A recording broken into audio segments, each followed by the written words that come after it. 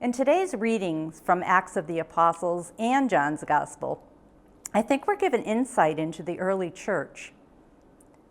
In Acts, we hear that the church was really growing in numbers and that Peter was going about to different areas.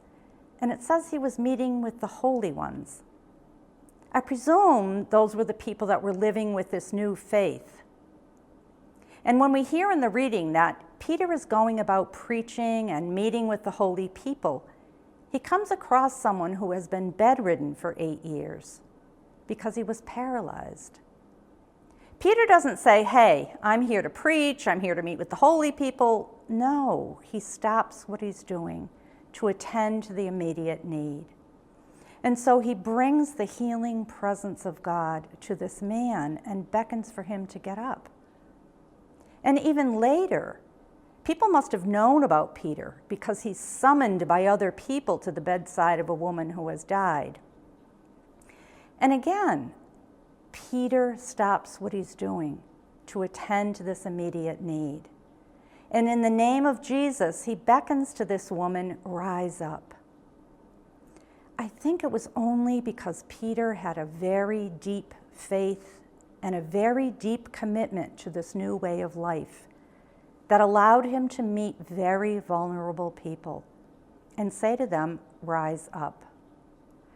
The early church was really following in the footsteps of Jesus. Jesus brought this deep awareness of God's presence and this new way of looking at faith that said faith is about the day-to-day. Faith is about reaching the immediate needs of people, as well as praying, as well as preaching, as well as sitting with the Gospels. And so we hear Jesus in the Gospel speaking to John in the Gospel of John, and Jesus says, the disciples are murmuring about me. They're talking about what Jesus is preaching, and they're saying to themselves, who is going to believe this stuff? But Jesus doesn't get upset. He doesn't ridicule them. He says to them, it's the Spirit that gives life. He's trying to explain to them that these simple insights in the early church are what is going to reach people. And so what does it say to us today about what our faith really is? How do we bring that spirit of life to the most vulnerable people? It's about living out our faith every day. Just like Peter, he was about preaching, but he reached out to those in need as he was going about his business. Do we do that as part of our faith? Do we find a way to reach out to those who are paralyzed?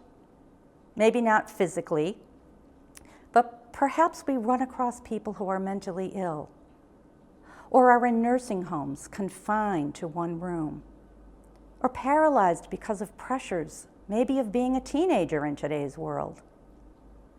The Spirit of God is what we need to bring to all those people in need so that they can rise up and be renewed.